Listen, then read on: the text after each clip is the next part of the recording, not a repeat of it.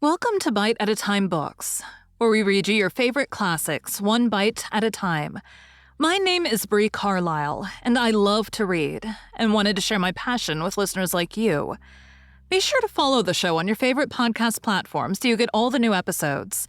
Or you can follow the show on YouTube, where we have playlists for all the stories. You can find us on all the social medias, at Bite at a Time Books, or on our website, biteatatimebooks.com, where you can also sign up for our newsletter for more information on what we're reading and what's coming next for the podcasts. We're a part of the Bite at a Time Books Productions Network. If you'd also like to hear what inspired your favorite classic author to write their novels, and what was going on in the world at the time, check out the Bite at a Time Books Behind the Story podcast, Tuesdays, wherever you listen to podcasts. Today we'll be continuing Wuthering Heights by Emily Brontë. Chapter 2. Bite 2. Then it flashed upon me. The clown at my elbow who's drinking his tea out of a basin and eating his bread with unwashed hands may be your husband. Heathcliff Jr., of course. Here's the consequence of being buried alive. She's sewn herself away upon that boar from sheer ignorance that better individuals existed. A sad pity. I must beware how I cause her to regret her choice. The last reflection may seem conceited. It was not. My neighbor struck me as bordering on repulsive. I knew through experience that I was tolerably attractive. Mrs. Heathcliff is my daughter-in-law, said Heathcliff, corroborating my surmise. He turned as he spoke. A peculiar look in her direction. A look of hatred. Unless he has a most perverse set of facial muscles that will not, like those of other people, interpret the language of his soul. Ah, certainly. I see now. You are the favored possessor of the beneficent fairy, I remarked, turning to my neighbor. This was worse than before. The youth grew crimson and clenched his fist, with every appearance of a meditated assault. But he seemed to recollect himself presently, and smothered the storm in a brutal curse, muttered on my behalf, which, however, I took care not to notice. Unhappy in your conjectures, sir, observed my host. We neither of us have the privilege of owning your good fairy. Her mate is dead. I said she was my daughter-in-law, therefore she must have married my son. And this young man is not my son, assuredly. Heathcliff smiled again, as if it were rather too bold a jest to attribute the paternity of that bear to him. My name is Hareton Earnshaw, growled the other, and I'd counsel you to respect it. I've shown no disrespect, was my reply, laughing internally at the dignity with which he announced himself. He fixed his eye on me longer than I cared to return the stare, for fear I might be tempted either to box his ears or render my hilarity audible. I began to feel unmistakably out of place in that pleasant family circle. The dismal spiritual atmosphere overcame, and more than neutralized the glowing physical comforts round me, and I resolved to be cautious how I ventured under those rafters a third time. The business of eating being concluded, and no one uttering a word of sociable conversation, I approached a window to examine the weather. A sorrowful sight I saw. Dark night, coming down prematurely, and sky and hills mingled in one bitter whirl of wind and suffocating snow. I don't think it is possible for me to get home now without a guide. I could not help exclaiming. The roads will be buried already, and if they were bare, I could scarcely distinguish a foot in advance.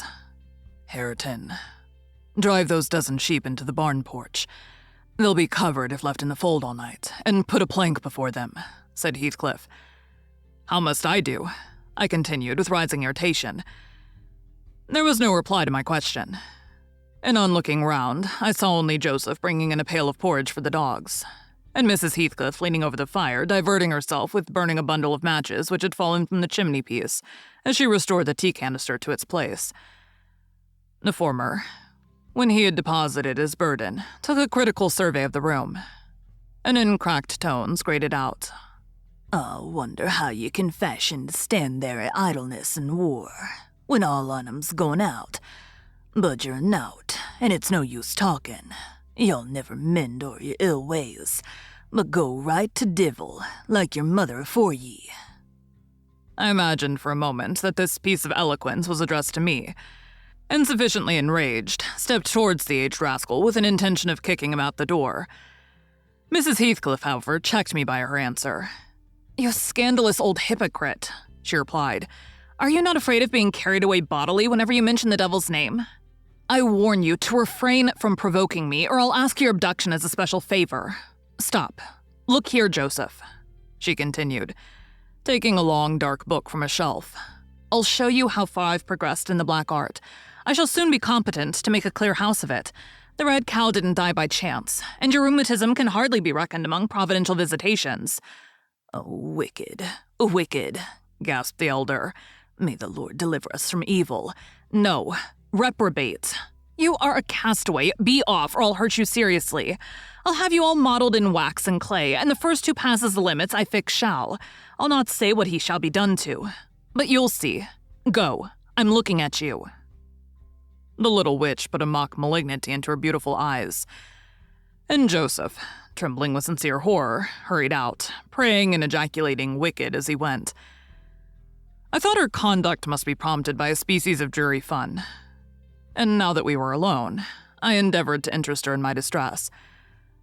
"Mrs. Heathcliff," I said earnestly, "you must excuse me for troubling you. I presume because, with that face, I'm sure you cannot help being good-hearted. Do point out some landmarks by which I may know my way home. I have no more idea how to get there than you would have how to get to London." "The road you came," she answered, ensconcing herself in a chair with a candle and the long book open before her. "It is brief advice, but as sound as I can give." "Then if you hear of me being discovered dead in a bog or a pit full of snow, your conscience won't whisper that it is partly your fault?" "How so?" "I cannot escort you. They wouldn't let me go to the end of the garden wall." "You? I should be sorry to ask you to cross a threshold for my convenience on such a night," I cried. "I want you to tell me my way, not to show it, or else to persuade Mr. Heathcliff to give me a guide." "Who?" "There is himself, Earnshaw, Zillah, Joseph, and I. Which would you have?" "Are there no boys at the farm?" "No, those are all." "Then it follows that I'm compelled to stay." "That you may settle with your host. I have nothing to do with it." "I hope it will be a lesson to you to make no more rash journeys on these hills," cried Heathcliff's stern voice from the kitchen entrance. "As to staying here, I don't keep accommodations for visitors. You must share a bed with Hareton or Joseph if you do." "I can sleep on a chair in this room," I replied. No, a stranger is a stranger, be he rich or poor. It will not suit me to permit anyone the range of the place while I'm off guard," said the unmannerly wretch. With this insult, my patience was at an end. I uttered an expression of disgust and pushed past him into the yard, running against Earnshaw in my haste. It was so dark that I could not see the means of exit, and as I wandered round, I heard another specimen of their civil behavior amongst each other. At first, the young man appeared about to befriend me. "I'll go with him as far as the park," he said. "You'll go with him to hell," exclaimed his master, or whatever relation he bore. "And who is to look after the horses, eh?" "A man's life is of more consequence than one evening's neglect of the horses. Somebody must go," murmured Mrs. Heathcliff, more kindly than I expected. "Not at your command," retorted Hareton. "If you set store on him, you'd better be quiet."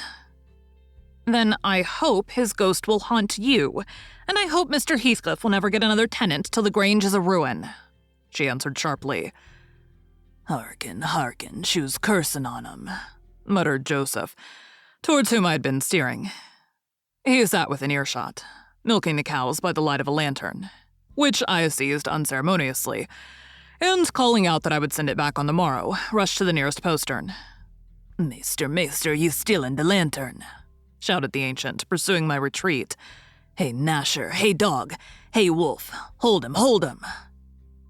On opening the little door, 2 hairy monsters flew at my throat, bearing me down and extinguishing the light, while a mingled guffaw from Heathcliff and Hareton put the copestone on my rage and humiliation. Fortunately, the beasts seemed more bent on stretching their paws and yawning and flourishing their tails than devouring me alive. But they would suffer no resurrection. and I was forced to lie till their malignant masters pleased to deliver me. Then, hatless and trembling with wrath, I ordered the miscreants to let me out, on their peril to keep me 1 minute longer, with several incoherent threats of retaliation that in their indefinite depth of realiscy smacked of King Lear.